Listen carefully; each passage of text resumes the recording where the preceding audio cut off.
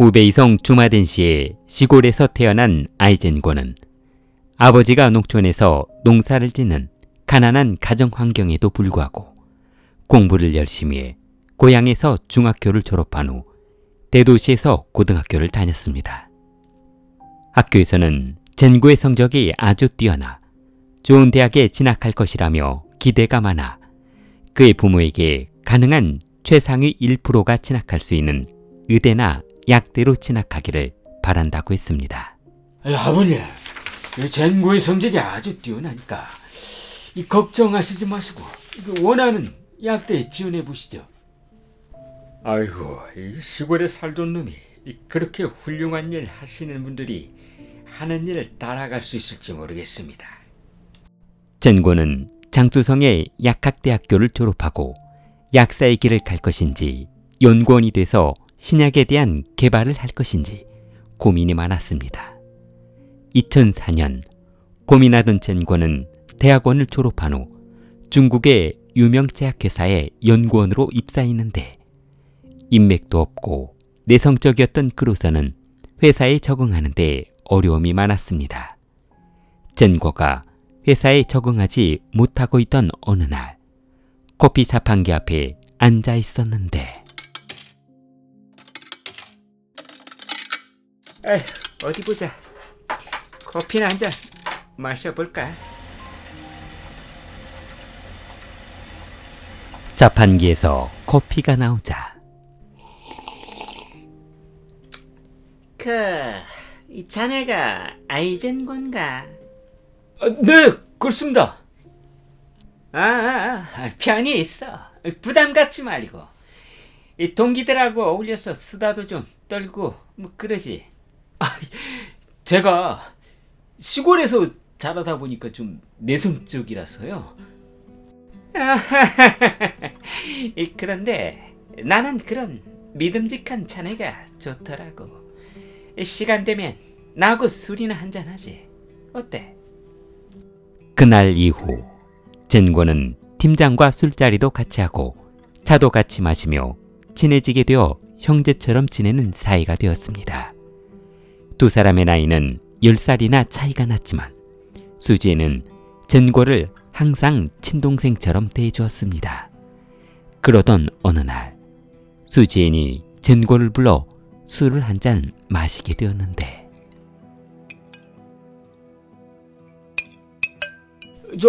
팀장님, 무슨 일 있으십니까? 뭐 하실 말씀이라도. 아니야. 일단 이 술이나 한 잔 마시지.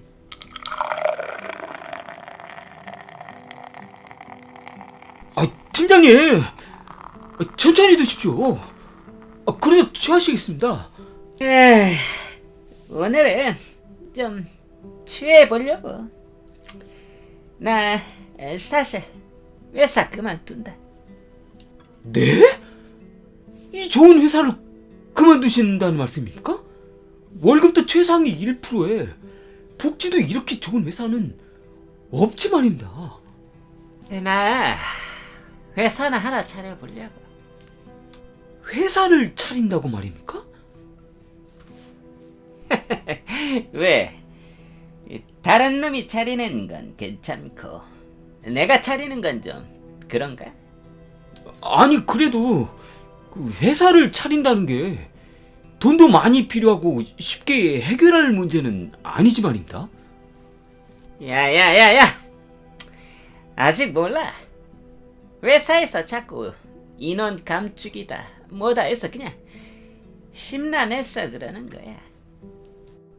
팀장과 술자리를 같이 한 지 몇 개월 후인 2006년 8월 젠고는 충격적인 사실을 알게 되었습니다. 회사의 구조조정으로 팀장이 사직하며 다른 회사로 이직하기로 했다는 것이었습니다. 젠고는 회사에서 유일하게 의지했던 사람이 떠난다고 하니 가슴이 답답하고 숨이 턱턱 막히는 것 같았습니다. 팀장님, 이대로 가버리시면 저는 어떡하란 말입니까? 나라도 회사에 남아서 열심히 해야지. 이 남아서 나가면 회사는 누가 지키니?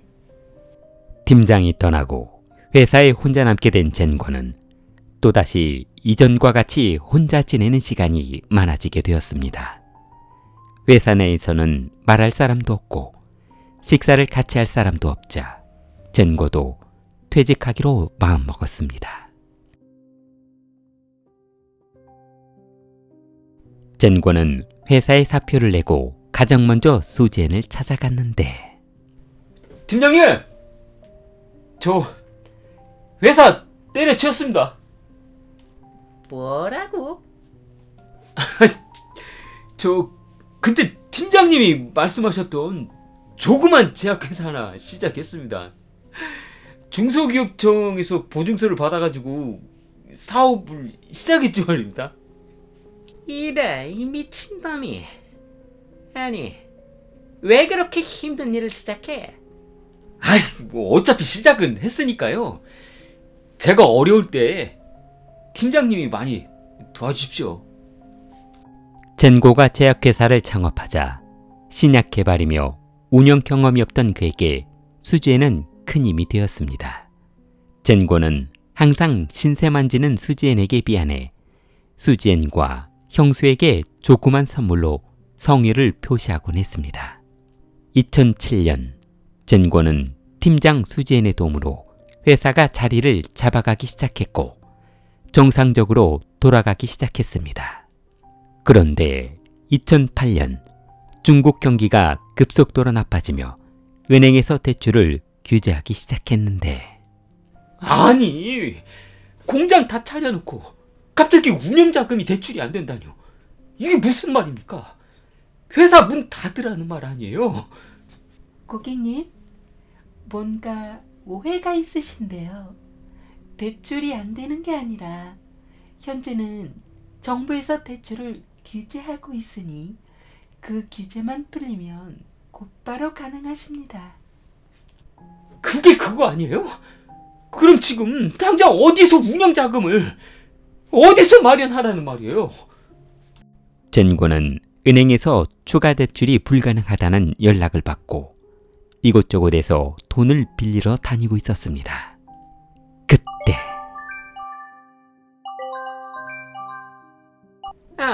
젠고, 잘 지내지? 젠고는 이마에 땀을 닦으며, 네, 팀장님. 팀장님도 잘 지내시죠?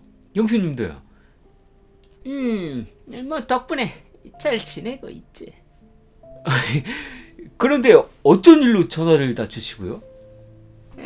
그 다름이 아니라 그 사업에 성공한 동생 덕 좀 볼까 하고 전화를 했지. 덕이라뇨? 뭐 제가 도와드릴 일이라도 있으세요? 아이, 우리 와이프가 애들도 커가고 하니까 뭐 학군 좋은데 집을 하나 장만을 하자고 하는데 뭐 내가 돈이 있어야지. 그래서 말인데 돈 좀 빌릴까 해서. 돈요? 뭐 부담 같은 건 갖지 말고 여유 있으면 빌려주고 아니면 그냥 없던 일로 하지 뭐. 젠고는 그동안 회사가 어려울 때 많은 도움을 받은 팀장의 부탁을 거절할 수 없어 얼마나 필요한지 물어보기로 했습니다.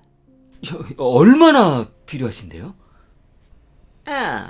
한 30만 위엔만 있으면 될 것 같은데. 6억이요? 요즘에 이 집값이 올라도 너무 올랐더라고. 젠고는 회사의 금전 사정이 좋지 않았지만 그동안 자신을 도와주었던 팀장과의 의리를 생각해 돈 문제로 고통받고 있을 팀장을 생각하며 30만 위안을 송금해 주었습니다.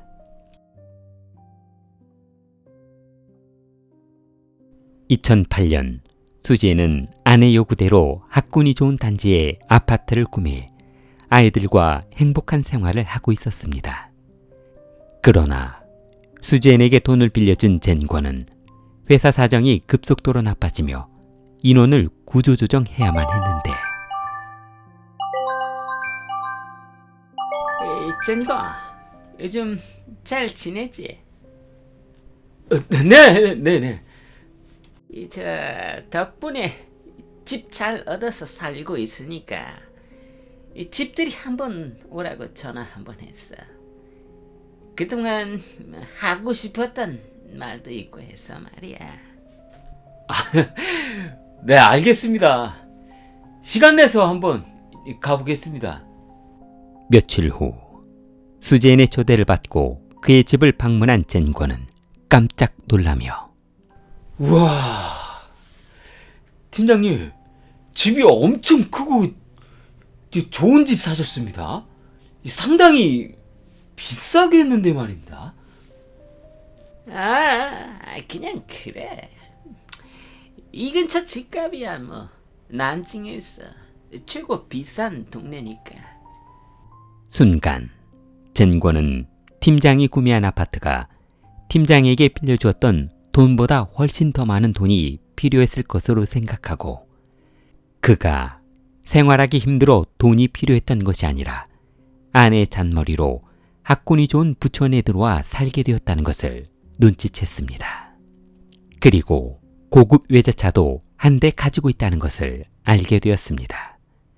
그는 분명 돈이 없어서 자신에게 빌린 것이 아니라 사업하는 사람이니 돈이 많을 것이라는 생각에 돈을 빌린 것으로 생각하고 다음 기회에 빌려준 돈을 돌려달라고 해야겠다는 생각을 하며 자리를 일어섰습니다. 얼마 후 대표님, 원금 상환 일부 하고요. 이자가 아직 들어오지 않았는데요. 알았어요. 알았어요. 전화 좀 그만하세요.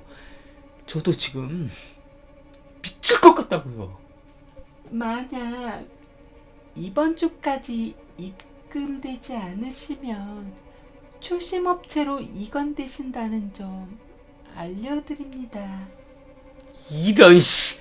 야, 돈 빌려줄 때는 언제고 사람 죽이는 거야? 야! 은행 독촉 전화를 받은 젠권은 돈을 마련할 곳을 생각해 봤습니다.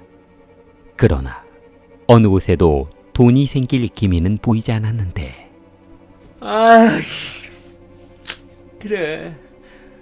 나도 이제 어쩔 수 없지. 돌려달라고 하는 수밖에.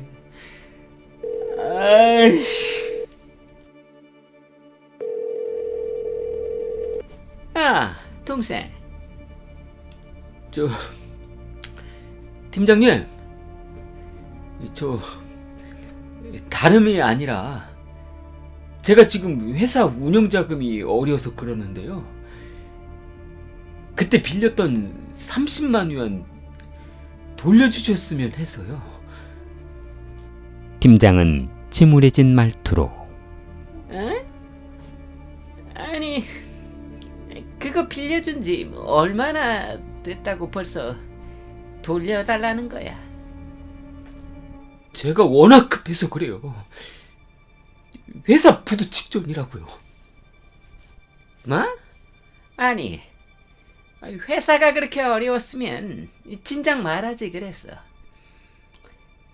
알았어. 내가 한번 알아볼 테니까 며칠만 기다려봐. 감사합니다, 팀장님. 수지엔의 아내 윤노는 남편이 누군가와 심각한 전화통화를 한 것 같자 무슨 통화를 했냐며 물었는데 여보, 누구야? 이 젠고 회사가 어렵다네. 그랬어요. 집 살 때 빌려줬던 30만 위안이 급히 필요하다면서 돌려달라는데 조만간 은행에 가서 담보로 대출 받아서 돌려줘야 할 것 같아. 윤노는 화들짝 놀라며 이 사람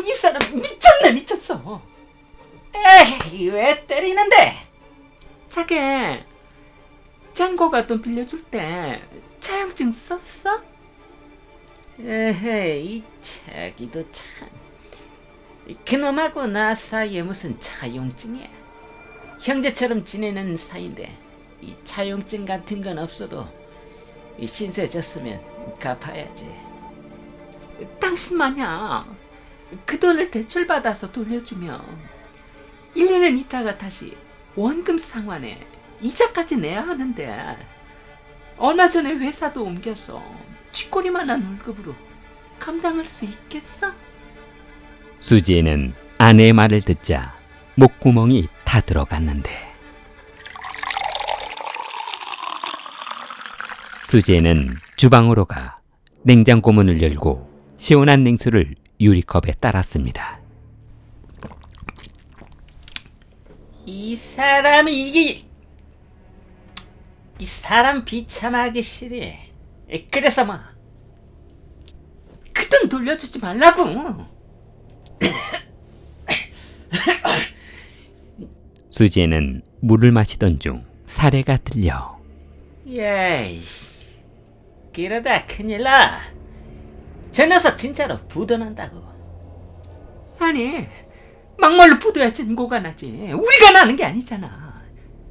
우리 부도나면 애들하고 길바닥에 나 앉아야 하는데 그때는 당신이 책임질 거야? 알았어. 그럼 일단 당신이 시키는 대로 할 테니까 집으로 오라고 해. 내가 단판을 지어줄 테니까.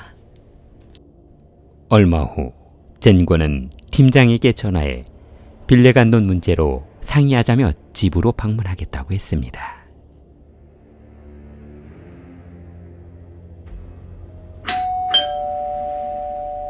(2009년 7월 10일) 저녁 젠고가 수지엔의 집에 들어서자 어서 와. 많이 덥지? 일단 시원한 주스라도 한잔하지. 자기 뭐해? 어머, 내 정신 좀 봐. 윤노가 음료수를 가져오자 죄송한데요. 제가 바로 가봐야 하니까요. 그때 말씀드렸던 그 빌려드린 돈 혹시 언제까지 되시는지. 수지에는 눈동자가 흔들리며 아내의 눈치를 보고 있었습니다. 그게 말이지. 혹시 우리가 차용증 같은 걸 썼던가? 네? 차용증이요. 젠고는 머리가 멍해지며 지금 이 상황이 무슨 상황인지 이해가 되지 않았습니다. 그게 무슨 말씀이신지. 윤노는 이때를 기다렸다는 듯 사람 간의 돈 관계는 말이죠. 빌려준 사람이 있으면 차용증도 있어야 하는 거 아니에요? 그럼 혹시 차용증이 없으니까 돈을 못 주시겠다는 말씀인지. 어머머, 약대 나와서 그러신지 머리가 좋으시네. 저는 그동안 팀장님을 친형처럼 생각하고 살아왔습니다. 돈 빌려드리고 차용증 같은 거 받으려는 그 자존심이 생기지 않더라고요. 그래서 그때 그런 말씀을 못 드린 거죠. 이런 상황이 올 줄 알았다면 그때 받아두었겠죠. 젠고, 그만 가보자. 더 있어봤자 시간 낭비라고. 그래서 돈 못 돌려주시겠다는 거예요? 젠고는 얼굴이 벌겋게 달아오르며 소리 질렀습니다. 이런 쓰레기 같은 것들이 어려울 때 도와줬으면 은혜를 갚을 줄 알아야지.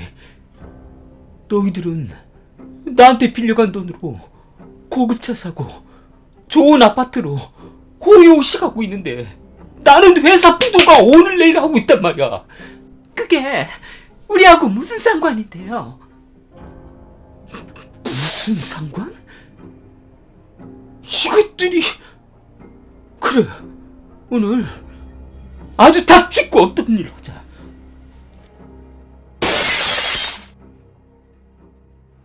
젠고는 주방으로 들어가 식칼을 꺼내 아이 방으로 들어갔습니다. 지금 뭐 하는 짓이에요?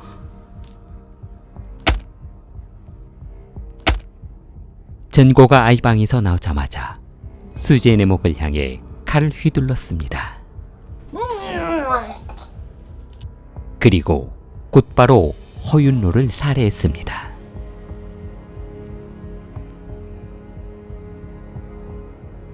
(2009년 7월 11일) 한 번도 결근한 적이 없던 수지엔이 회사에 나오지 않자 직장 동료는 3일을 더 기다려 보았고 7월 14일 경찰에 실종 신고를 했습니다. 경찰은 수지엔의 현관문을 부수고 들어가자 시체 썩은 냄새가 진동했고 피투성이가 된 집안을 보고 경악을 금치 못했습니다. 경찰은 수지엔의 통화 기록을 조사한 결과 마지막으로 통화한 젠고를 추적했고 그를 검거했습니다. 젠고는 경찰 조사에서 13일에 절단용 그라인더를 구매해 수지엔의 집 화장실에서 세 사람의 시신을 토막내 그물망에 담아 진천관 다리 아래로 버려버렸다고 진술했습니다. 2010년 7월 난징 법원은 아이젠고에게 살인죄로 사형을 선고하고 유가족에게 장례금과 사망대상금을 지급하라고 명령했습니다. 그러나 젠고는 판결을 받아들이지 않고 곧바로 항소했으나 법원은 이를 받아들이지 않고 1심 판결을 유지했습니다. 킬리를 후원해주시는 멤버십 여러분에게 감사의 말씀을 드립니다. 킬리를 사랑하는 마음을 좋아요와 구독으로 표현해보세요. 킬리였습니다.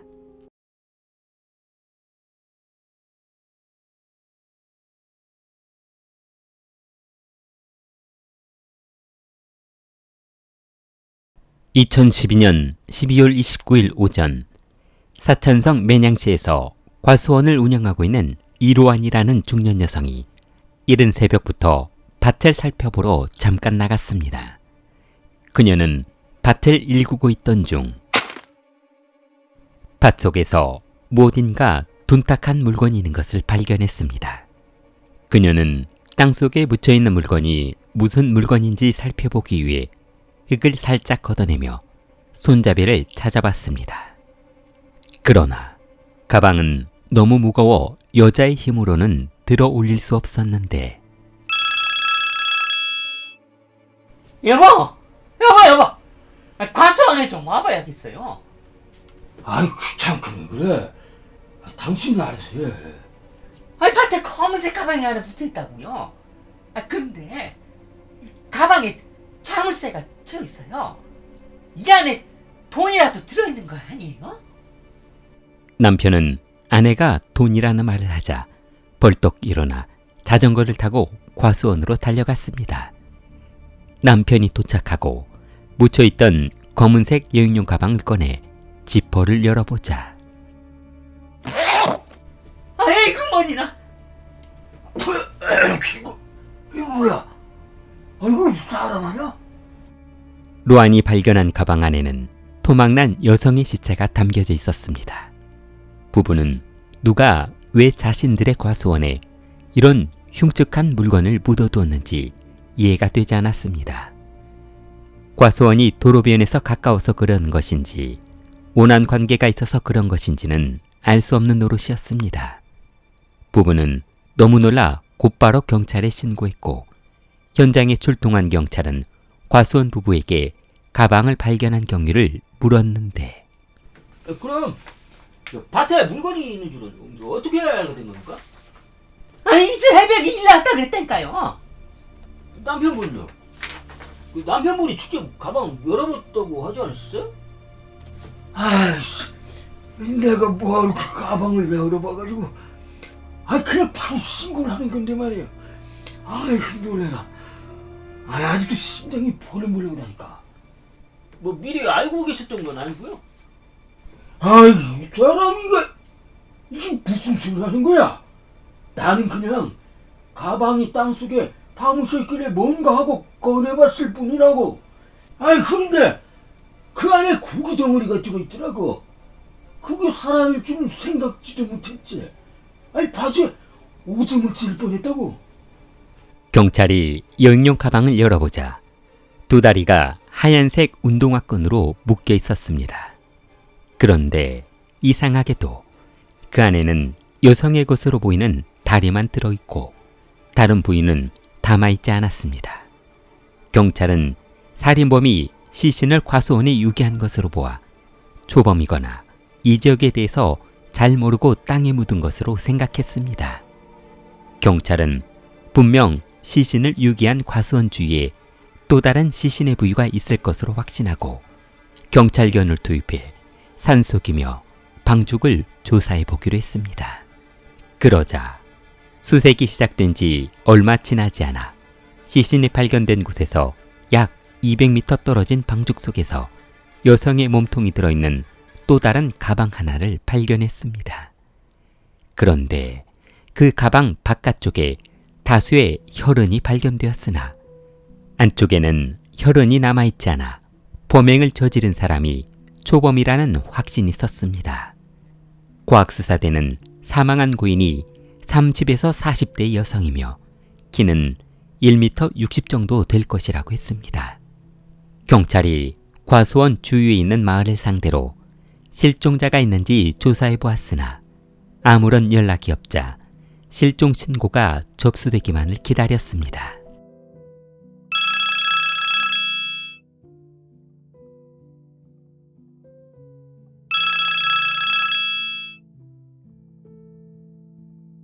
남성은 아내가 집을 나간 지 9일이 지났다며 분명 무슨 일이 생긴 것 같다고 했습니다. 신고한 남성은 첸 젠빈이라는 남성이었는데 그의 아내는 몸무게가 50kg 정도 나가고 키도 1m 60 정도 되는 여성으로 아주 왜소한 몸매를 하고 있다고 했습니다. 그리고 목 부위에 조그만 점이 있어 알아보기 쉽다고 했습니다. 경찰은 방죽에서 발견한 시신을 젠빈에게 보여주며 아내가 맞는지 확인해 보라고 했습니다. 그러자 고인의 목덜미의 점을 확인한 젠빈은 아내가 확실하다며 그 자리에 주저앉고 말았습니다. 그녀의 이름은 리루롱, 올해 34세인 기혼 여성이었고 8살 딸이 하나 있었습니다. 그런데 사건을 조사하던 경찰은 자꾸만 이상한 생각이 들었습니다. 살인범은 왜 그녀가 살고 있는 집에서 40km나 떨어져 있는 이런 시골 마을 과수원밭과 방죽에 시신을 버리고 갔을까 한 것이었습니다. 경찰은 실종 신고를 한 남편에게 수사에 도움이 될 만한 것이 있는지 물어보기로 했습니다. 저 혹시 아내분이 실종되던 날 누구를 만나러 간다든지 어디를 간다든지 이런 말씀은 없으셨나요? 그러니까 그게 12월 27일 저녁이었어요. 그날 집을 나간 뒤 돌아오지 않았으니까요. 어디로 간다는 말은 안 하고요. 아내분이 일은 어떤 일을 하셨나요? 아내는 시내에 있는 식당에서 서빙 일을 하고 있었습니다. 주로 음식 나르는 일이지요. 그런데 제가 한 번씩 식당으로 놀러 가려고 하면 아내가 정색을 하더라고요. 뭐라고요? 오지 말라고요. 저는 시골에서 농사를 짓고 있기 때문에 보시다시피 꼴이 말이 아닙니다. 창피해서 그랬겠죠 뭐. 직업에 귀천이 어디 있습니까? 아내분도 참. 그리고 이런 말씀을 드리기 좀 그런데 저 몰래 식당에서 일하고 있는 남자하고 따로 만나고 있는 것 같더라고요. 정확히 누군지는 모르시고요. 직원들 말하는 거 보니까 주방장이라고 하는 것 같았습니다.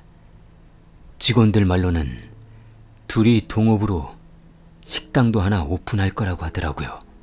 저 혹시 그 주방장 이름 아십니까? 네, 우핑이라고 했습니다. 경찰은 우핑이라는 주방장이 도주하지 못하도록 인근 여관이며 숨어 지낼 만한 곳을 찾아봤습니다. 그러나 주위에 있는 식당들에게 주방장 우핑에 대해 행적을 물었으나 그 도시에서 우핑이라는 주방장은 들어본 적도 없고 근무한 적도 없는 사람이라고 했습니다. 우핑을 조사하던 경찰은 마치 남편 동건창의 농간에 놀아난 것 같은 생각이 들었습니다. 그가 아내를 살해하고 불륜 관계를 조장해 수사에 혼선을 준 후 도주하려는 계획일 것이라는 생각이 들었습니다. 마 형사는 그녀가 일했다는 식당으로 찾아가 같이 일한 종업원에게 물어봤습니다. 저 혹시 전에 근무하던 리루롱 씨라고 아시죠? 그분 남편이 여기 자주 찾아오셨나요? 아니야. 뭐 가끔 찾아오긴 했는데요. 둘이 사이가 워낙 안 좋았어. 여기로 도망갔다 오더라고요. 고향에서 살 때 매일 루롱을 두들겨 팼다고 하던데. 그래서 식당으로 찾아오지 말라고 했다고 하더라고요. 뭐라고요? 두 사람 사이가 안 좋았다고요? 네. 둘이 법원에 이혼 서류도 접수한다고 난리도 아니었어요. 남편한테 너무 맞아서 집을 나온 걸로 알고 있어요. 경찰은 재빨리 남편 동건청을 찾아가 보기로 했습니다.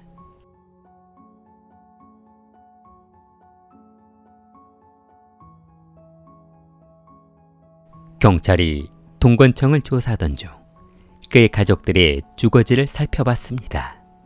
그러자 동건에게는 형이 하나 있었는데 그의 가족사는 아주 복잡한 관계를 하고 있었습니다. 동건의 아버지는 본처와 이혼 후 현재 건청의 어머니와 재혼을 했는데 동건이 어린 나이에 새어머니와 살면서 성격이 삐뚤어지게 되었고 방황하며 싸움만 하고 다녀 아주 좋지 않은 과거가 있다는 것을 알아냈습니다. 아버지가 돌아가시자 새어머니는 돈을 받고 건광을 다른 집으로 입양 보내기를 2번씩이나 하며 그의 증오심이 커지게 했습니다. 그는 항상 어머니와 가족에게 불만이 많았기 때문에 현재는 집을 나와 혼자 살고 있었습니다. 경찰은 그의 친형인 동건광의 행방을 조사한 결과 과수원에서 멀리 떨어지지 않은 도살장에서 일하고 있다는 사실을 알아냈습니다. 경찰은 곧바로 도살장으로 달려가 동건광을 찾아봤습니다. 그 사람이요? 그만둔 지 한참 됐습니다. 그럼 혹시 연락처라도 좀 알 수 있을까요? 연락처는 잘 모르겠고요. 그 직원들 말로는 퇴사하면서 다른 곳에 방을 하나 얻어서 어떤 여자하고 같이 지낼 것 같다고 하던데요. 경찰이 건광의 집을 찾아가 그녀의 행방을 물어보려 했으나 건광은 도살장을 그만둔 지 약 보름 정도 지난 후였고 회사에서는 그의 행적을 아는 사람이 없었습니다. 경찰은 어렵게 그가 임대했다는 아파트로 찾아가 봤는데 그는 이미 집을 정리하고 떠난 후였고 집안에는 아무런 물건도 남아있지 않았습니다. 그런데 집안을 둘러보던 경찰은 화장실과 주방에서 사람의 것으로 보이는 혈흔을 발견했습니다. 혈흔을 유전자 검사한 결과 시신으로 발견된 루롱의 유전자와 일치했습니다. 그리고 주방에 버려진 식칼 자루에서도 추가로 루롱의 혈흔이 발견되었습니다.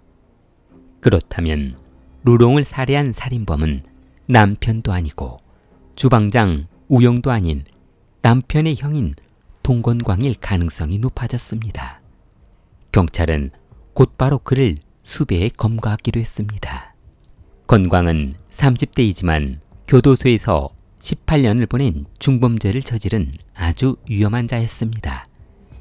한마디로 인생의 절반을 교도소에서 지낸 인간이었습니다. 경찰은 인근 지역 모텔과 호텔에 전단지를 뿌려 그가 숨어있을 곳을 찾아내보기로 했습니다. 얼마 후 인근 모텔에서 사진에서 본 남성이 묵고 있다며 신고 전화를 했고 경찰 특공대가 출동해 그를 검거했습니다.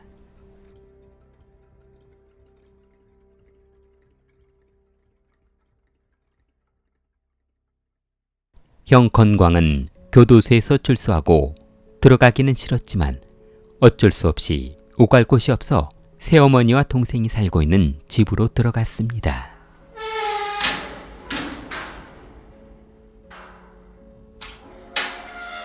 어머니! 어머니! 저 왔어요! 어머니는 현관문 틈으로 건광을 바라보며 기분 나쁜 말투로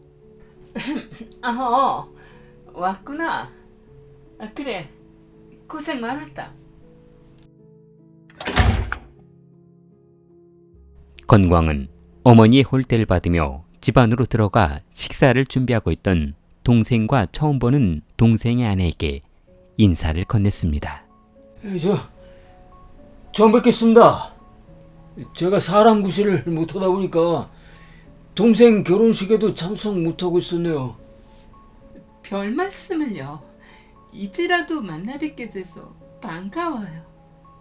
건광이 출소하고 한 집에 생활하는 것이 어색할 것만 같았던 집안 분위기는 걱정했던 것보다 화기애애했는데 6개월 후 남편은 밭에서 일을 하고 있었고 주방에서 식사 준비를 하던 루롱은 주방에 볼 일이 있어 잠시 들어온 건광을 보며 뭐 드릴까요? 아니에요. 신경 쓰지 마세요. 볼일 보세요.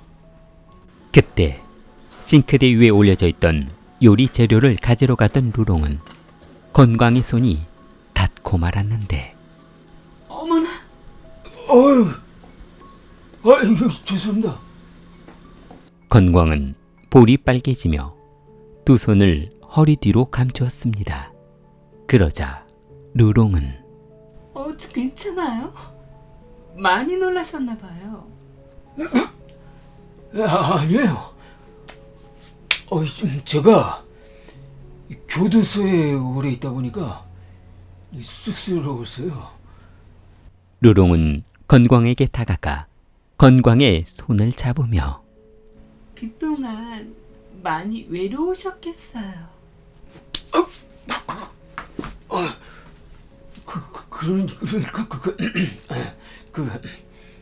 그동안 지켜봤는데요. 너무 믿음직스러우세요. 외로우시면 시간 되실 때 시내에서 한번 뵐까요? 네? 그게 무슨 말씀인지. 이렇게 눈치가 없으셔서 어떻게 연애를 하신대요? 그러지 마시고 내일 저녁에 시내에서 만나요. 아니, 그래도 약속 장소는 따로 알려드릴게요. 건광은 생각지도 못한 동생의 아내가 유혹해오자 너무 당황해 거절도 승인도 하지 못한 채 미적거리고 있었습니다. 방으로 돌아온 건광은 이게 무슨 경우야? 재수 씨가 왜 저러는 거지? 아니, 그래도 막말로 저놈이 내 친동생도 아니고 어머니 배달한 형제인데 그렇다고 아니야. 가만있어봐. 그리고 내가 교도소에서 개고생할 동안 손해본 걸 생각하면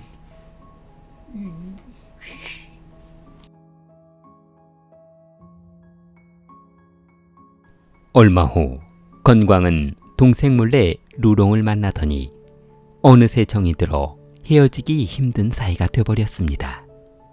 그녀는 남편에게 돈벌이도 형편없고 가장 노릇도 못한다는 핑계를 대며 시내에 있는 식당에서 일하며 돈을 벌겠다는 핑계로 아이를 놔두고 집을 나와버렸습니다. 두 사람은 건광이 미리 알아본 원룸을 계약하기 위해 방문했는데 경찰이 찾아가던 날 집주인은 그날 임대를 얻으러 온 연인을 기억하고 있었습니다. 자기야, 그냥 여기로 하자. 우리 뭐 잠깐 있다가 좋은 아파트로 나갈 거잖아. 그래도 우리 이쁜이하고 같이 살 건데 기왕이면 좋은 집을 돼야지. 허접한 데 오지면 되나? 아주머니는 속마음으로 그냥 아주 육갑 달고 지랄하려고 했구만. 딱 봐도 통과하려고 하는 것 같은데. 아줌마, 뭐라고요? 아이고. 아니에요. 이런 주책을 받나? 속마음에 있던 말을 해버렸네 그래. 두 사람 부부인가 봐요? 네? 네? 뭐 어째 대답하는 게 시원찮은 게 부부가 아닌가? 아이고만이나. 이거 내가 주책 먹겠다 쓸데없는 걸 물어봤네. 아니에요. 루롱은 건광이 자신을 아내라고 말하자 그를 물끄러미 바라보았는데 그러지. 이게 말 잘못했다가 칼빵 맞을 뻔했네 그리야. 두 사람은 그렇게 임대 아파트를 얻어 신혼 분위기를 내며 생활하고 있었습니다. 루롱이 직장 일을 마치고 돌아오면 도살장에서 퇴근한 건광이 집으로 돌아와 두 사람은 어느 누구 눈치를 보지 않고 뜨거운 밤을 보낼 수 있었습니다. 루롱의 남편은 임대 아파트에서 아주 멀리 떨어진 시골에서 농사를 짓고 있어 그녀가 어디에 살고 있는지 누구와 살고 있는지는 꿈에도 모르고 있었습니다. 그렇게 두 사람의 동거가 시작된 지 1개월 정도가 지날 무렵 퇴근하고 돌아오던 건광은 집안을 보며 깜짝 놀랐습니다. 누구신지? 자기야, 인사해. 여기는 그냥 남자친구. 자기도 인사해. 저기는 나랑 동거하고 있는 애인. 뭐야, 이 어색한 분위기는. 우리 그러지 말고 저녁이나 만들어 먹자. 건광은 자신이 임대한 집에 낯선 남자를 데리고 들어온 그녀를 이해할 수 없어 그녀의 한쪽 팔을 잡고 주방 쪽으로 끌고 들어가며 야, 이게 뭐하는 짓이야? 저 남자는 또 뭐고? 지금 나하고 같이 살 생각이 있기는 한 거야? 루롱은 건광의 팔을 뿌리치며 이거 놔. 아프단 말이야. 아니, 내가 꼭 자기하고 결혼해야 한다는 법이라도 있어?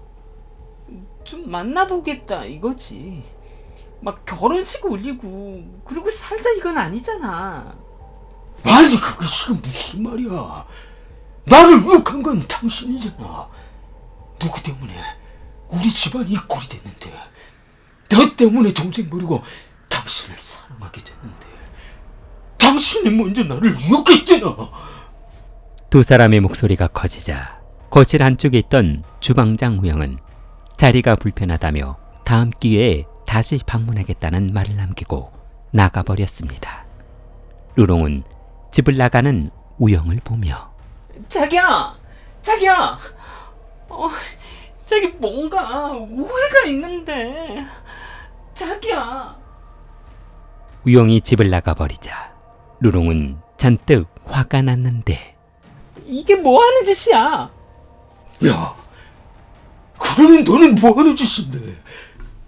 아니, 이 사내 녀석이 그렇게 속이 좁아가지고. 너 그럴 바에 헤어지자. 그만 만나자고. 이제 와서 헤어지자고.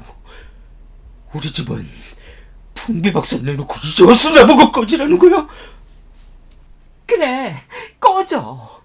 나는 우롱하고 살 테니까 너는 그만 꺼져 주세요. 아니, 그럼 뭐야? 그동안 나하고 동거하면서도 저놈하고 붙어먹은 거야? 왜? 그럼 안 돼? 넌 도대체 정신머리가 어떻게 된 거 아니냐?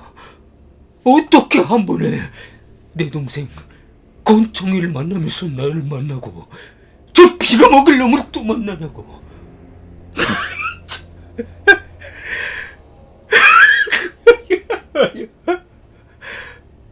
기가 막혀서 말이 안 나온다. 이제라도 알았으면 다행이네. 그럼 나는 이제 당신이 말한 대로 꺼져줄 테니까 혼자 잘 살아봐. 루롱이 집을 나가려 여행용 가방에 옷이며 화장품을 쓸어 담자 또다시 혼자 남을 것이 두려웠던 건광은 이게 부자부자하니까. 건광은 집안을 둘러보더니 신발장에 걸어놓았던 하얀색 운동화끈이 눈에 띄었습니다. 그는 운동화끈을 가져와 두 손으로 맞잡은 뒤 그녀의 목을 조였습니다. 뭐? 너 지금 뭐라고 시부렸어? 다시 말해봐. 다시 말해보라고.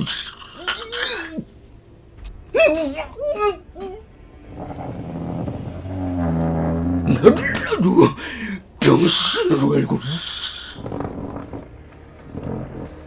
잠시 후 발부둥치던 루롱이 동작을 멈추자 건광은 지체하지 않고 그녀를 화장실로 끌고 들어갔습니다. 그리고 주방에 있던 중식도를 들고 들어갔습니다.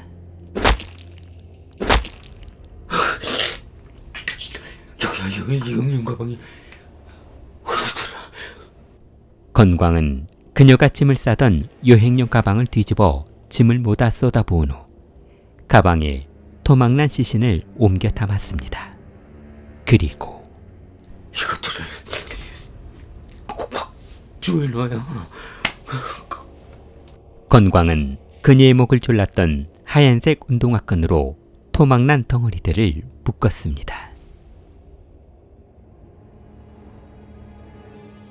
건광은 검거된 후 경찰의 조사에 모든 범행을 인정했고 한순간의 잘못된 선택으로 동생에게 되돌릴 수 없는 상처를 주었다며 지난 과거를 후회했습니다. 사천성 법원은 동건광에게 사형을 선고했습니다. 길리를 사랑하는 마음을 좋아요와 구독으로 표현해보세요. 길리였습니다.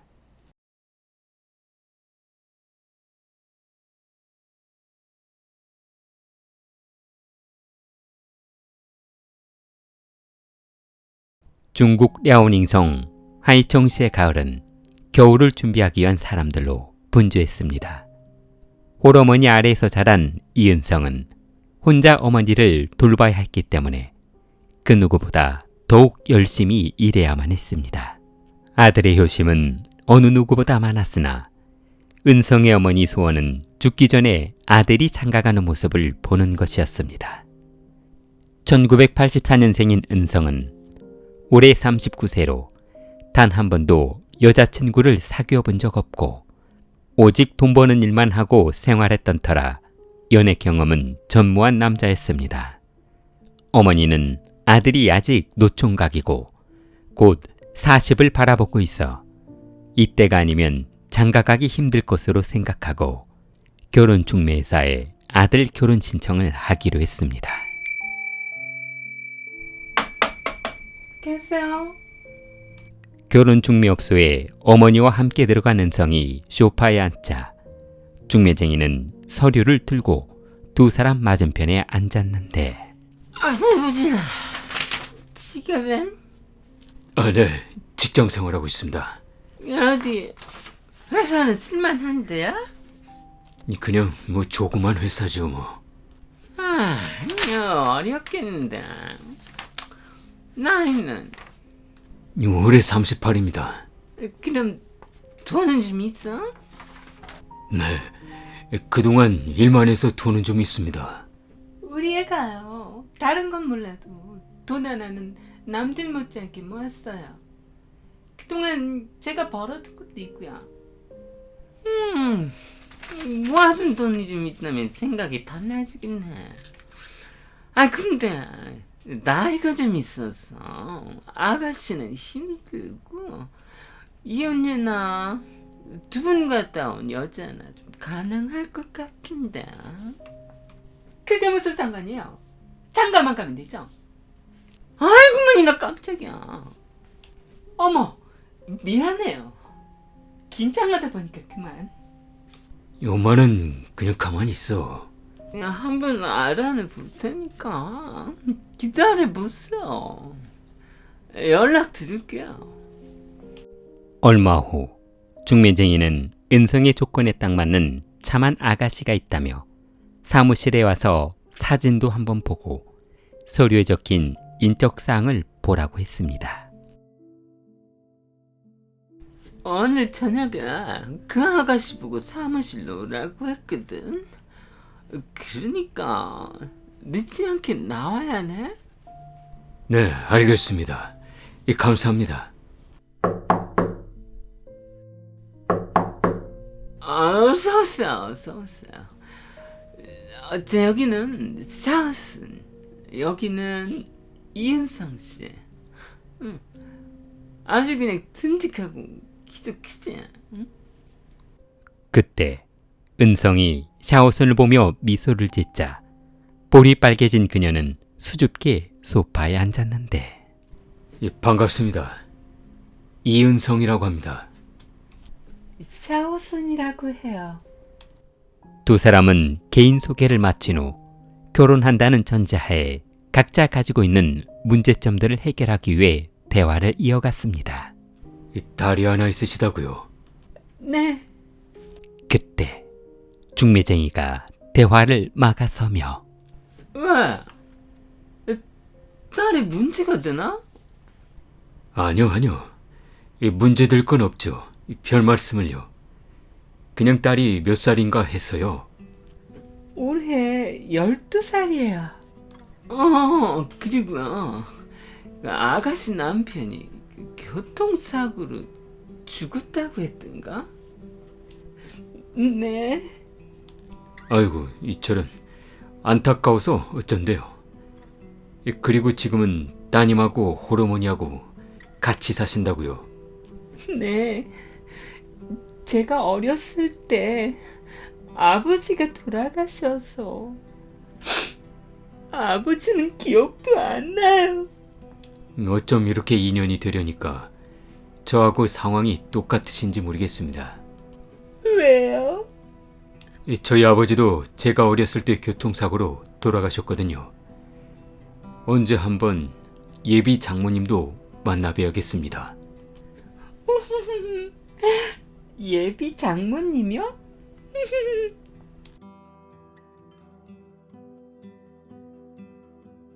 결혼 중매소에서 서로의 가정사와 생활 형편을 모두 알게 된 두 사람은 양가 부모를 만난 뒤 결혼 날짜를 잡아 식을 올리기로 했습니다. 은성은 샤오순의 어머니를 만나기 위해 약속 장소로 나갔는데 어머님, 처음 뵙겠습니다.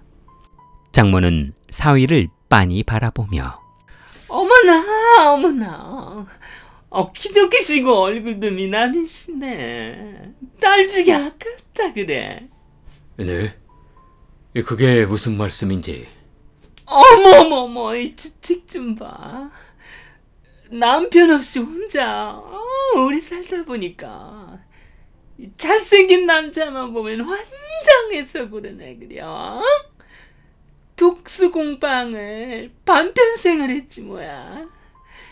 그 반평생은 저 딸년 수발 뜬다고 세월 다 보냈지. 내가 이 딸년 때문에 얼마나 고생이 많았는지 몰라요. 차라리 나나 시집 보내줄 거지. 지는 2번 간다고 저러고 나는 이게 뭐냐고요. 장모님이 유머가 상당하십니다. 유머? 그런데 자네 결혼 지참금하고 신혼살림하는 데는 별 문제 없겠지? 그럼요. 뭐 특별히 원하시는 거라도 있으시면 말씀하세요. 뭐 별건 없고 요즘에 금값이 아주 비싸다고들 하니까 골드바? 뭐 이런 게 생각이 나더라고. 네? 골드바요?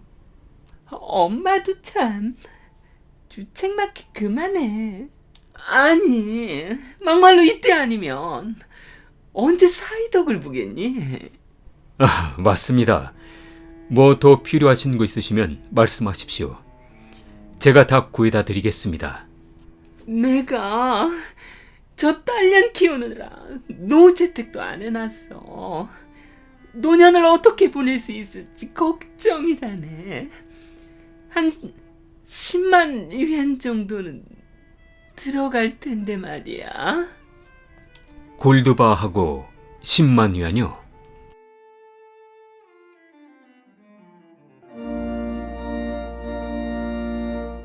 신혼여행을 다녀온 두 사람은 은성이 살고 있던 조그만 아파트에 살림을 차려 신혼생활을 시작했습니다. 그런데 얼마 후 장모가 신혼집을 방문했는데 아이고 냄새야. 이런 데서 어떻게 새 식구가 산다니? 수연이 방이 있기는 한 거니? 나중에 돈 좀 모으면 큰 집으로 이사 가려고요. 어느 세월에? 그러다 손녀 시집가고 나면 그때 대궐 같은 집 얻을 텐가? 그럼 어떻게... 엄마 그만하라고. 너는 가만히 있어봐. 대출을 받든 이 집을 팔아서 집을 마련하든 어떻게든 해야 할 거 아닌가. 남의 집 귀한 집 딸 시집 보내놨더니 이런 돼지우리 같은 데서 지내게 해? 네, 알겠습니다, 장모님. 새로 살 집을 바로 알아보겠습니다. 얼마 후 은성은 기존에 살고 있던 집을 매물로 내놓고 하이청시의 도심에 위치한 고급 아파트를 계약하기로 했습니다. 돈이 준비된 은성은 장모와 아내에게 장모님이 집을 보시니까 어떠십니까? 이 정도면 마음에 드십니까? 그래, 이 정도는 돼야 장모가 마음이 놓이지 않겠나? 장모님이 원하시면 제가 뭐든지 해드리겠습니다. 장모는 은성의 말이 끝나기가 무섭게 그리고 말일세. 네, 장모님.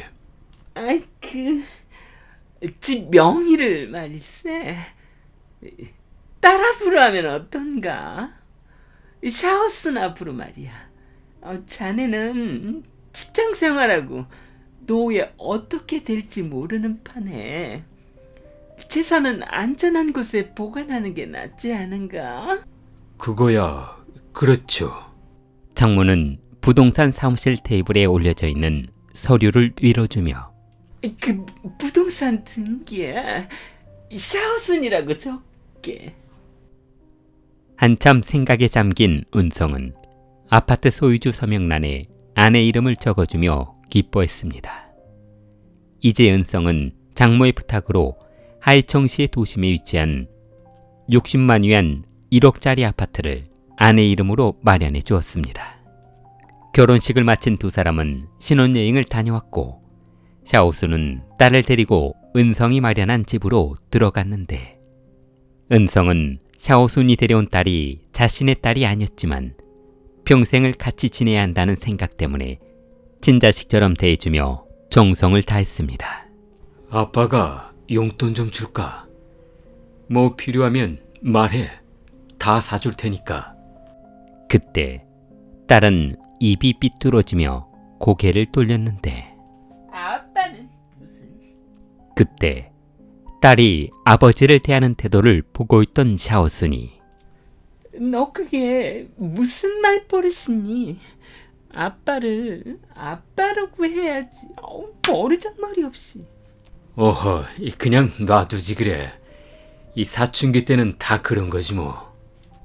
아무리 그래도 엄마가 아빠라고 부르라고 그렇게 신신당부했잖니. 딸은 더 이상 말다툼을 하고 싶지 않다며 문을 닫고 들어가 버렸습니다. 여보, 미안해요. 내가 먹고 사느라 자식 교육을 못 시켰지 뭐예요. 괜찮아, 괜찮아. 이 사춘기 때는 다 그렇지 뭐. 그리고 이 분위기에 적응하려면 한참 걸리겠지 뭐. 여보, 그리고 애 분위기도 전환시킬 겸 집 인테리어 좀 바꿔보는 건 어때요? 집 인테리어라니. 이 정도면 쓸만하잖아. 그래도 수연이 분위기에 맞춰서 가구도 바꾸고 도배도 새로 하면 애가 금방 풀어지지 않을까요? 잠시 생각에 잠긴 은성은 새 집을 구매할 때 대출받은 돈이며 지인들에게 빌린 것을 생각하니 엄두가 나지 않았습니다. 여보, 그래. 그럼 한번 바꿔보지 뭐. 다음날 은성은 직장 동료에게 돈을 빌려 7만 위안을 아내의 통장에 입금해 주었습니다. 야이씨, 돈 빌려준 지 얼마 안 됐는데 또 빌려달라고? 나 와이프한테 걸리면 빠져 죽어. 걱정 마. 와이프 알기 전에 돈 마련해서 꼭 갚을게. 말 안 들으면 채찍을 때린다고. 직장 동료에게 돈을 빌려 아내에게 송금한 은성은 인테리어를 바꾼 후 딸과 사이가 좋아질 것을 생각하니 웃음이 절로 나왔습니다.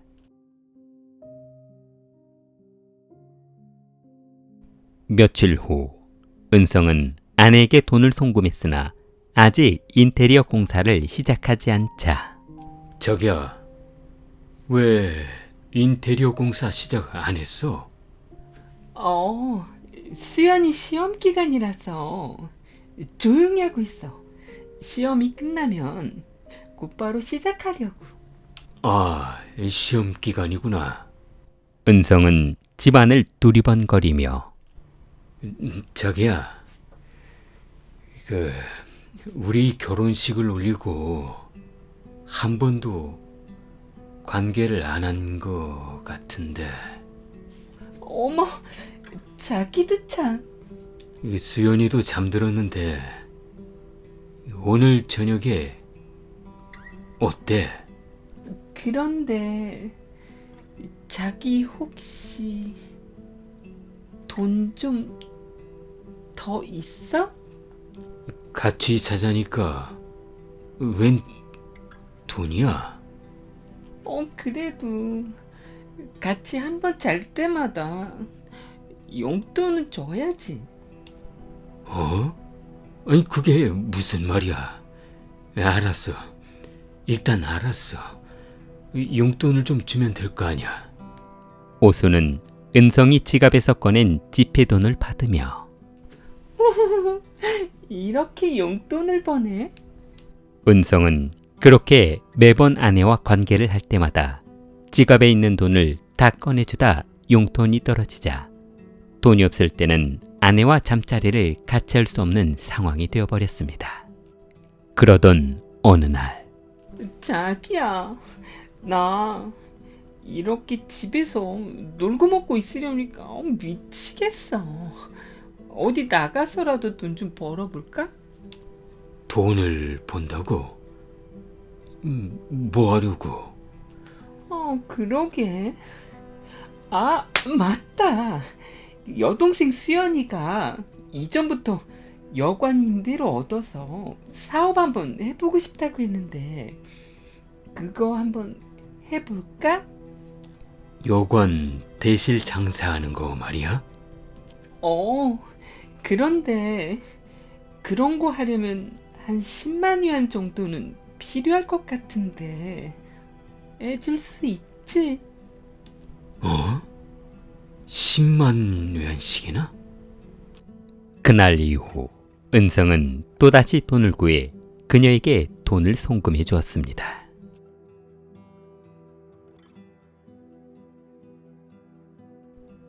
샤오수는 요관을 임대해 여동생과 사업을 시작했고 일을 마치고 집에 돌아온 은성은 항상 집에 혼자 있게 되었습니다.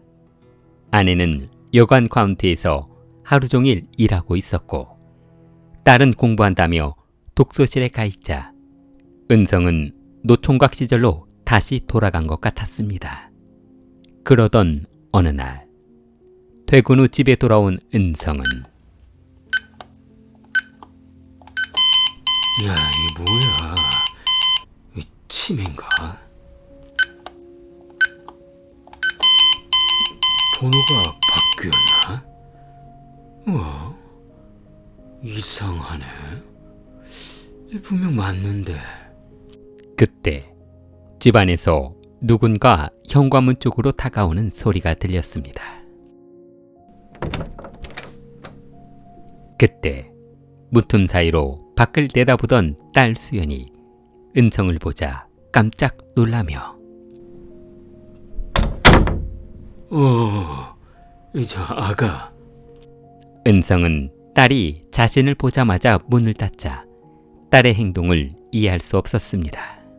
뭐야, 오냐 했더니 이 도가 지나치네. 내가 뭐 어떻게라도 한다는 거야, 뭐야? 이 수연아, 아빠야, 문 열어. 은성은 아무리 문을 두드려 봐도 문을 열어주지 않자 집안에 들어가는 것을 포기하고 아내가 임대한 여관으로 가보았습니다. 아니야? 친구들이랑 여행 가서 며칠 있다 올 텐데. 뭐라고? 나한테는 아무런 말도 없었는데. 글쎄요. 저는 바빠서 이만. 처제. 그날 밤 집에도 못 들어가고 아내도 만날 수 없자 인근 모텔에 방을 얻어 그곳에서 잠을 자며 생활했는데 분에 못 이겨 침대에서 벌떡 일어난 은성은 아니, 이게 무슨 일이야? 사춘기 딸은 혼자 있다고 문도 안 열어주고, 아니, 막말로 내가 지 아버지인데 저 혼자 있다고 내가 뭐 어떻게 하기라도 하겠어? 아이, 비유 맞춰주기 진짜 힘드네. 그래도 가족의 평화를 위해서 참아야지. 뭐 어쩌겠어. 그런데 이게 아무리 그래도 은성은 옷을 입고 다시 집으로 가보기로 했습니다. 아파트 입구에 들어선 은성은 집에 불이 켜진 것을 확인하고 올라갔는데 나가. 수연아, 아빠야. 은성은 집안에서 아무런 인기척이 없자 집에 있는 거 다 알아. 아빠랑 대화 좀 하자. 딸이 문을 살짝 열자 은성은 틈 사이로 수연아. 할머니가 문 열어주지 말라고 했어요. 문을 열고 들어간 은성은 식탁에 앉아 밥을 먹기 시작했습니다. 딸은 식탁 위에서 허겁지겁 식사하는 은성을 바라보며 얼른 가세요. 할머니가 혼난다고요. 아니, 내 집을 내가 들어간다는데 왜 못 들어가게 하는 건데? 며칠 뒤에 아빠가 온다고 했어요. 그래서 아빠가 들어왔잖니. 아니요. 아저씨 말고 진짜 우리 아빠요. 우리 아빠라니. 순간 은성은 그럼 아버지가 죽은 게 아니라 살아있냐며 물었고 이 모든 것이 계획된 사기였다는 것을 알게 되었습니다. 샤오수는 남편이 사망한 것도 아니었고 살아있는데 이혼한 것도 아니라는 것을 알게 되었습니다. 자신이 가지고 있는 전 재산을 빼앗아 다시 전 남편과 이 집에서 살 것이라는 생각을 하니 피가 거꾸로 솟았습니다. 얼마 후 장모는 은성이 손녀가 혼자 있던 그날 밤 식사 중에 손녀를 구타했다며 억지를 부려 이혼 서류를 준비할 테니 그렇게 하라며 이혼을 준비하라고 했습니다. 순간 은성은 집 소유주 등기도 아내 이름으로 해놓았고 여관 사업도 아내 명의로 사업을 하고 있어 자신의 앞으로 아무것도 남아있지 않고 빚만 남아있다는 것을 알게 되었습니다. 며칠 후 퇴근하고 집으로 돌아온 은성은 딸을 설득해 현관문을 밀치며 집 안으로 들어가 그들이 하는 대화를 듣게 되었는데 이 좋다. 야, 내 덕이 이리 좋은 호감 나는구나. 야. 숨어 지낸 보람이 있어. 거봐, 내가 뭐라고 했어. 돈 벌기 쉽다고 했지. 호구 같은 놈 하나만 잡으면 된다니까. 아, 장모님도 대단하십니다요. 장모님, 야, 한잔 하시죠. 이게 다 자네를 위해서 그런 거 아닌가? 이 사내 놈이 쓸만하더라고. 차라리 내가 시집을 갈 걸 그랬지 뭐야. 샤오순이 실제 남편과 가족들이 모여 행복해하는 모습을 보자 참을 수 없었던 은성은 곧바로 주방으로 달려가 직도를 들고 나와 장모를 향해 칼을 휘둘러 살해했습니다. 그리고 곧바로 아내 샤오순과 딸을 살해했습니다. 샤오순의 남편은 놀라 도망갔고 샤오순의 가족을 몰살한 은성은 집을 나와 택시를 타고 어머니 집으로 도망갔습니다. 다음 날 오전 동네 주민들은 우체국을 가는 길에 샤오순의 집안이 조용해 무슨 일이 있나 하며 창문 틈으로 거실을 들여다보았더니 거실 바닥이 피로 흥건해 있어 곧바로 경찰에 신고했습니다. 2023년 7월 11일 랴오닝성 하이정시 공항국은 SNS와 언론에 키 1m 78에 39세 남성인 은성을 공개 수배했습니다. 경찰은 도주한 은성을 검거하기 위해 현상금 5만 위안을 걸었고 제보 전화를 기다리고 있었습니다. 어머니 집에 숨어 있어 뉴스를 보고 있던 은성은 자신에게 현상금 5만 위안이 걸려있다는 사실을 알게 되자 어머니가 있는 방으로 들어갔는데 어머니, 제가 여기 있다고 경찰서에 신고하세요. 이게 제가 드릴 수 있는 마지막 선물 같아요. 은성은 그동안 불효로 마음고생이 많았을 부모에게 마지막으로 효도하고 싶다며 부모를 설득했습니다. 2023년 7월 13일 은성은 부모님의 저택에서 검거되었고 현재 재판 중입니다. 큰 이변이 없는 한 그는 전 가족을 살해한 혐의로 사형이 예상된다고 합니다. 길리를 후원해 주시는 멤버십 여러분에게 감사의 말씀드립니다. 길리를 사랑하는 마음을 좋아요와 구독으로 표현해 보세요. 길리였습니다.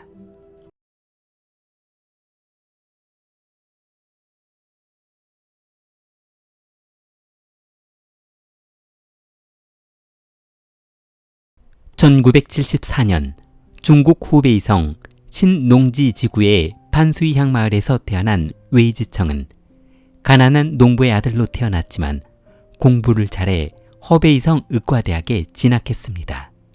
그는 1999년 대학을 졸업한 후 후베이성 구청현 인민병원으로 들어가 전문의로 근무하게 되었습니다.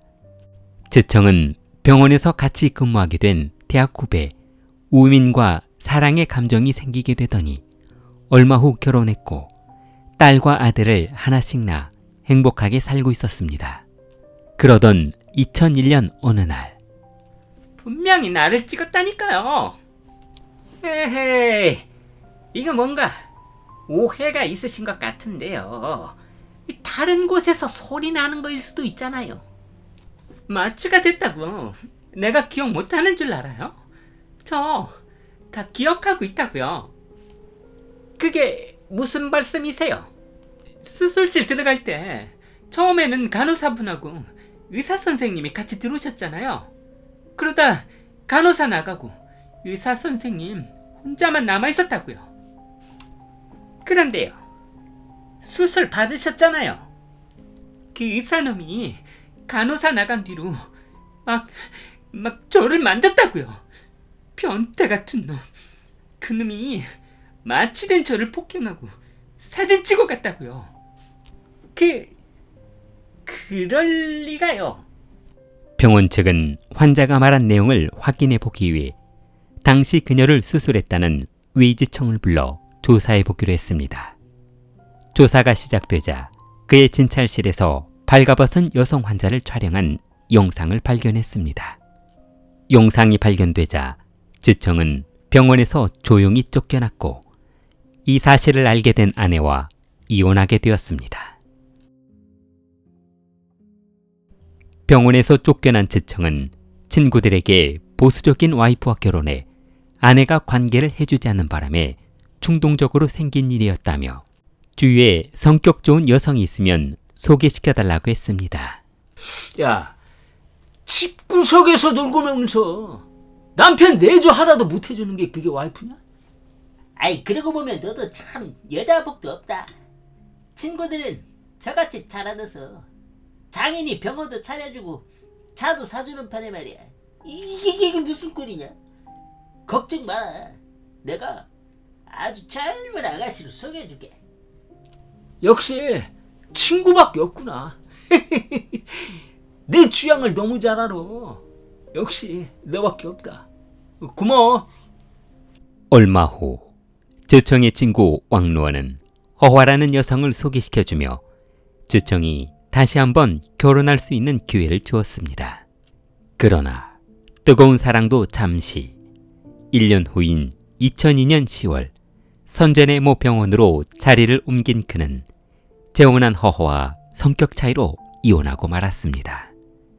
지청이 근무하던 병원에 그가 아내와 좋지 않은 관계에서 헤어졌다는 소문이 나면서 다시 병원을 옮겨야만 했고 3년 뒤인 2005년 8월 선전 푸덴시의 모 병원에서 근무하게 되었습니다.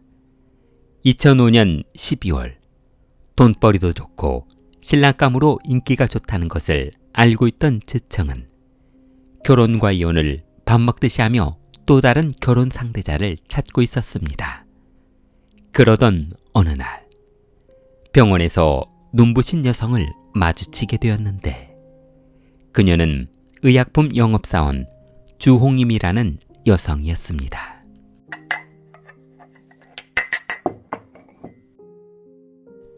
커피를 마시던 그녀 앞에 슬쩍 말을 건넨 지청은 병원에 자주 오시네요? 네, 병원 영업하는 게 제 일이라서요. 무슨 일 하시는데요? 들고 있는 서류 한번 줘보세요. 의약품 영업일 하시는구나. 잘하면 제가 도와드릴 수도 있겠는데요? 시간 되시면 한번 찾아오세요. 정말요? 정말 감사해요. 그날 이후 두 사람은 만남이 잦아지더니 사랑을 싹 틔우게 되었고 잠자리를 같이 한 두 사람은 결혼을 논하는 사이가 되었습니다. 뭐라고? 그럼 자기 아직도 미혼이야? 그렇다니까. 매일 저렇게 환자만 보니까 연애할 시간이 어디 있겠어. 시간만 축내다 노총각 된 거지 뭐. 여자들 대시도 많았겠는데? 의사 남편 얻으려고 말이야. 나는 환자가 우선이라는 신념 때문에 그 유혹들을 다 뿌리쳤다는 거 아니야. 자기도 대단하다. 역시 내가 남자 복이 이렇게 많다니까. 얼마 후 집에서 혼자 술을 마시던 지청은 이혼 경력이 2번이나 있는 자신이 8살 어린 홍임과 결혼하기 위해 노총각이라는 사실을 믿게 해줄 준비가 필요했습니다. 아이, 미치겠네.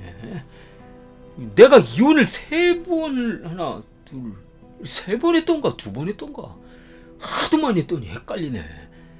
그 좌우조간 이혼남이라고 하면 홍임이 부모가 좋아하시겠냐고. 반대하고도 남지. 아이씨, 모르겠다. 지청은 브로커를 통해 혼인한 기록이 없는 위조 서류를 준비하기로 했습니다.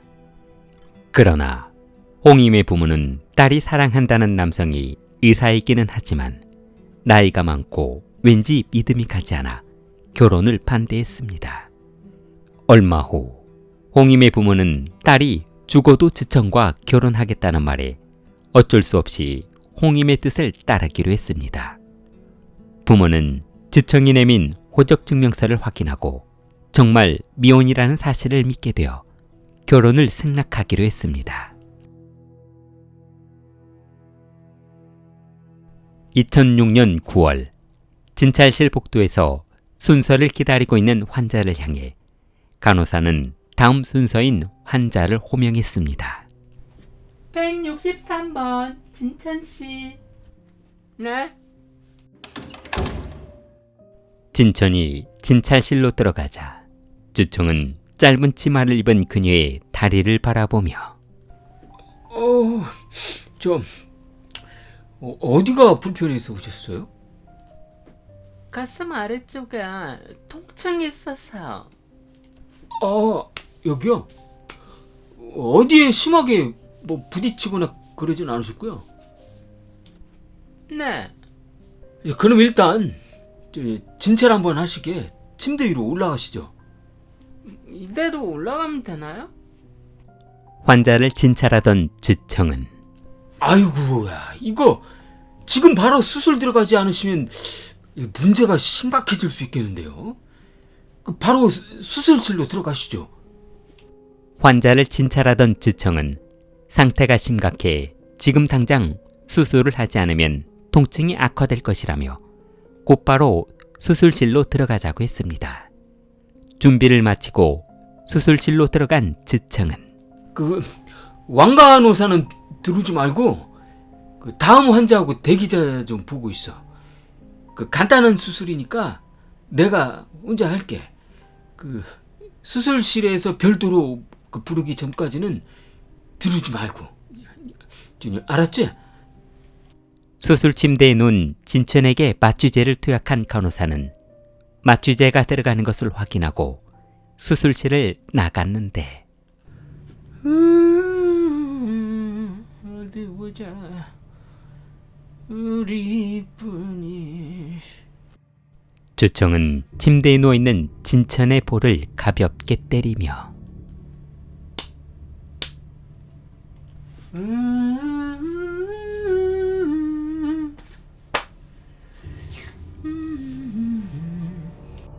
콧노래를 부르며 수술실 모서리에 카메라를 설치했습니다.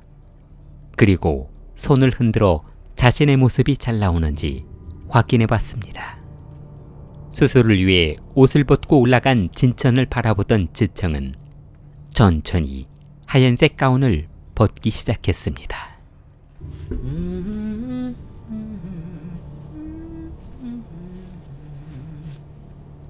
주청은 손가락을 그녀의 발가락 끝에 대고 천천히 무릎 위로 쓰다듬으며 올라왔습니다.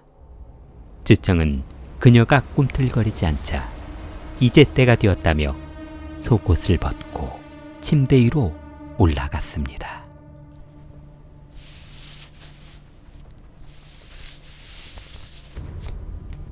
잠시 후 일을 마치고 속옷을 주섬주섬 입던 지청은 카메라 쪽으로 걸어가 녹화가 잘 되었는지 영상을 확인해 봤습니다.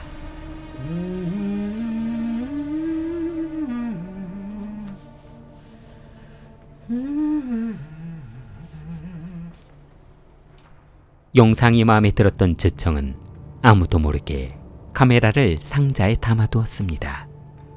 옷을 차려입은 지청은 그녀의 가슴 아래를 조금 절개한 뒤 봉합해 마치 진짜 수술을 한 것처럼 수술 자국을 만들어 두었습니다.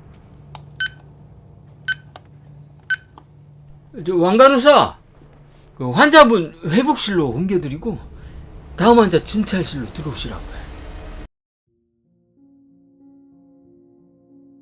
2006년 9월 진료를 마치고 늦게 집으로 돌아온 지청은 안방에 서류 가방을 집어던지고 샤워실로 들어갔습니다. 샤워를 하던 지청은 기분 좋은 일이 있는 사람처럼 연신 콧노래를 부르며 샤워를 하고 있었는데 집안에서 아이를 보느라 피곤해 먼저 잠이 들었던 홍임은 인기척이 들리자 자기 왔어? 남편이 샤워하는 소리가 들리자 다시 그대로 잠들어 버렸습니다. 새벽 2시경 눈부신 불빛에 실눈이 떠진 홍임은 새벽인데도 아직 잠을 자지 않은 남편이 걱정되어 잠결에 침대 위에 상체를 비스듬히 일으켜 세우며 졸린 목소리로 자기야, 내일 진찰하려면 일찍 자야지. 자기야? 홍임이 남편을 불러봤으나 인기척이 없자 자기야? 홍임은 컴퓨터 모니터 불빛 때문에 잠들 수 없어 남편이 무엇을 하느라 아직까지 잠을 자지 않고 있는지 궁금해 책상 쪽으로 가보았습니다.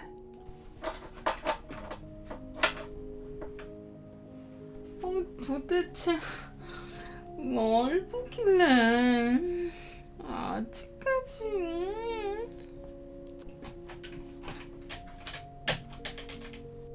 한참 동안 모니터를 바라보던 홍임은 옷을 벗은 남녀가 관계하는 장면이 나오자 닭살이 돋으며 잠이 깨버렸습니다.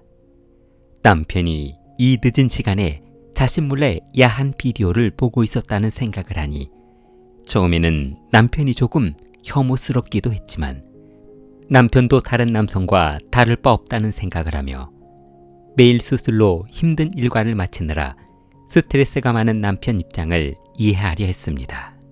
그녀는 모른 척하고 다시 침대 쪽으로 돌아오려 했습니다. 그런데 침대 쪽으로 몸을 돌려 돌아오려던 그녀는 화면 속의 남성이 어디서 많이 본 듯한 남성이라는 생각이 들었습니다. 야한 동영상에 등장한 남성은 남편 웨이즈청이었습니다. 영상에 등장한 남성이 남편이라는 사실을 알게 된 그녀는 배경이 수술실이고 누워있는 여성이 아무런 의식이 없다는 것을 알고 남편이 수술실에 들어간 환자를 폭행했다는 사실을 알게 되었습니다. 이게 뭐야? 모니터를 보던 홍임은 열려있는 책상 서랍에 눈이 갔습니다. 저건 뭐지? 설마? 서랍을 열어본 홍임은 그 안에 가득한 디스크를 보며 그동안 얼마나 많은 환자를 폭행하며 영상을 촬영했을지 짐작이 갔습니다. 그때 화장실에서 볼일을 보고 나온 남편이 안방문을 열고 들어오자 야! 너 거기서 뭐하고 있어? 자기야, 이게 뭐야? 당장 비켜! 누가 남의 물건에 손대라고 있어? 주청은 홍임의 어깨를 밀치며 아이씨, 비키라고! 당신 이거 범죄인 거 알아? 아냐고! 아니, 이게 어떻게 된 거냐면 내가 다 설명할게.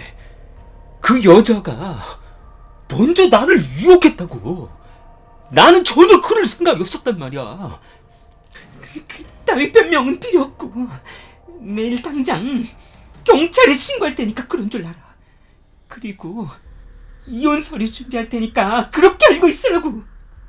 여보, 여보 오해라고. 주청은 홍임 앞에 무릎을 꿇으며 자기야, 뭐 이런 걸 가지고 남편을 신고하고 그래. 야, 내가 이렇게 빌게. 경찰에 신고하면 당신이나 우리 딸이나 인생 모두 끝이라고. 나는 그런 거 모르겠으니까 그런 줄 알고 있어. 다시는 안 그럴게. 다시는 안 그런다고. 홍임아, 내가 어떻게 하면 믿겠니? 내가 갖고 지금 당장 쓴다고. 그리고 저기 저 서랍에 있는 것들 있잖아, 싹 다 불태워버릴게. 2번 다시는 이런 짓 안 한다고, 제발. 순간 홍임은 그래도 남편이 명색이 의사인데 잘못했다며 두 손을 비벼가며 용서를 구하는 남편을 더 이상 보고만 있을 수는 없었습니다. 그럼 이번 딱 한 번만이다. 자기야, 고마워. 얼마 후 재청은 홍임이 보는 앞에서 모든 저장 파일을 불태우며 용서를 받았습니다.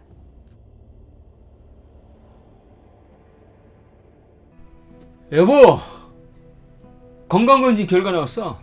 거실로 와봐. 네, 알았어요. 건강검진 결과지를 테이블에 올려놓은 주청은 홍임에게 자기 혈당이 왜 이렇게 낮아? 그러고 보니까 자기 첫째 낳고 기운이 없는 것 같더라고. 호흡도 불규칙적이고. 얼마나 나왔는데요? 자기 30도 안 돼. 네? 말도 안 돼요. 설마요. 자기 그러지 말고 내가 내일부터 처방해 줄 테니까 인슐린 한 번씩 맞자. 일반인 평균 혈당이 60에서 120mg이라고. 그런데 당신은 30도 안 되니까 엄청 위험한 거지. 자기 아침도 안 먹고 식사도 불규칙적이지. 맞아. 내가 애 키우느라 내 몸을 너무 소홀히 했어. 다음 날 주청은 병원에서 의약품 창고로 들어가 인슐린을 가져오기 위해 인슐린 서너 개를 비닐봉투에 담은 후 커피를 한 잔 마시기 위해 휴게실로 들어갔습니다.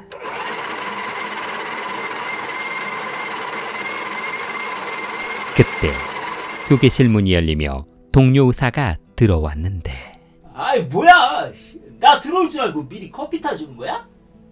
왕은 주청이 타놓은 커피를 낚아채며 야, 그런데 그 비닐봉투이 뭐야? 주청은 다시 커피 한 잔을 내리며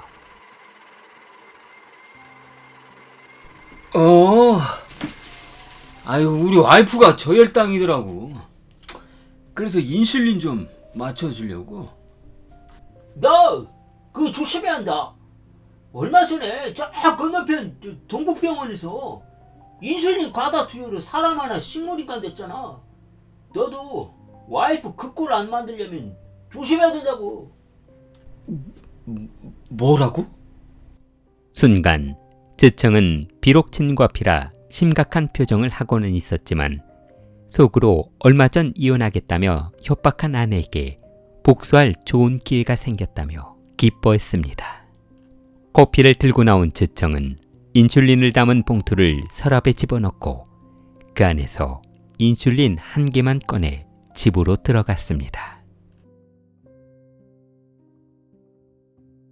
다음 날 오전 자기야, 일단 급한 대로 이거 한 대 맞고 처방하는 대로 또 가져올게. 뭐 인슐린 안 맞는다고 지금 당장 뭐 크게 문제될 건 없을 거야. 그래. 알았어. 자기가 그렇다면 그렇겠지 뭐. 4일 뒤 즈청은 병원에서 한 번에 너무 많은 인슐린을 가지고 나오면 의심받을 것이 걱정되어 매일 조금씩 가져다 사무실 서랍에 넣어두었던 인슐린을 챙겼습니다. 즈청은 그동안 모아두었던 인슐린을 서류 가방에 담아 집으로 가져왔습니다. 식사를 마친 즈청은 여보, 여기 침대에 잠깐 누워봐. 자기 전에 인슐린 주사 좀 맞고 자는 게 나을 것 같은데? 아침에 맞지 않고 자기 전에 맞아도 되는 거예요? 그럼 내가 수면제도 하나를 줄 테니까 이거 먹고 푹 자면 고통도 없을 거야. 그래. 역시 의사 남편 얻으니까 이럴 때는 좋네. 즈청은 공임이 수면제를 먹고 잠든 사이 그녀의 팔에 수십 개의 인슐린을 주사하기 시작했는데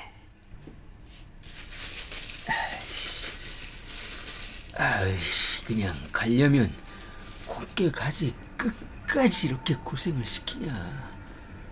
그러게 왜 사람 성질을 건드려가지고 지랄이냐. 아유 힘들어. 이거 뭐 더 이상 주사바늘 꼽을 자리도 없네. 뭐? 경찰에 신고한다고? 네 남편을? 이런 천하에 쳐 죽일 것을. 그리고 뭐? 이혼? 웃기고 자빠졌네. 준비해간 주사를 모두 마친 즈청은 시계를 바라보며 가만히 있어봐라. 2시간이면 온몸에 완전히 퍼질 거니까 그때 시간에 맞춰서 119에 신고하면 딱 맞겠네. 숨이 깔딱깔딱 하겠어. 2시간 뒤 여보세요. 119죠? 빨리 와주셔야겠어요. 와이프가 숨을 쉬지 않는 것 같아요. 절당 쇼크 살았다요. 잠시 후 구급차가 즈청의 집에 도착했고 홍임을 싣고 응급실에 도착하자 응급인은 환자가 이송 중 구급차 안에서 사망한 것 같다며 사망을 선고했습니다. 경찰은 의사들에게 고인이 아마도 인슐린 과다 복용으로 인해 사망한 것 같다고 하자 남편 즈청을 의심하게 되었습니다. 그러자 경찰은 즈청을 경찰서로 소환해 취조를 시작했습니다. 아내가 사망했을 당시 즈청이 집에 있었다는 사실을 알게 된 경찰은 즈청과 함께 집으로 가보자고 했는데 그때 즈청이 벌떡 일어서며 저 화장실 좀 다녀도 될까요? 아내 때문에 병원에 하루 종일 있었더니 오줌 터질 것 같은데요. 네, 다녀오세요. 참고인이시지 뭐 용의자가 아니지 않습니까? 그때 즈청은 경찰서 화장실로 가는 척하며 재빨리 경찰서를 나와 택시를 타고 집으로 돌아왔습니다. 그리고 안방에 널브러져 있던 인슐린을 비닐봉투에 담아 아파트 쓰레기통에 버리고 올라왔습니다. 잠시 후 경찰서에서 즈청이 사라진 것을 알게 된 경찰은 그의 집을 급습해 증거를 확보하기로 했습니다. 그러나 즈청은 인슐린 주사기를 쓰레기통에 버리고 올라와 아이를 이웃집에 맡기고 도주한 후였고 경찰이 집에 도착했을 때 그는 이미 도주한 후였습니다. 경찰은 즈청이 먼 곳으로 도주하기 전에 검거하기 위해 인근 여관과 호텔에 수배 전단을 뿌려 연락이 오기만을 기다렸습니다. 한 달 후 신고 전화를 기다린 경찰은 선전시 난산구의 조그만 호텔에 숨어있다는 제보를 받고 웨이즈청을 검거했습니다. 법원은 아내를 살해한 웨이즈청에게 사형을 선고했습니다. 길리를 후원해 주시는 멤버십 여러분에게 감사의 말씀을 드립니다. 길리를 사랑하는 마음을 좋아요와 구독으로 표현해 보세요. 길리였습니다.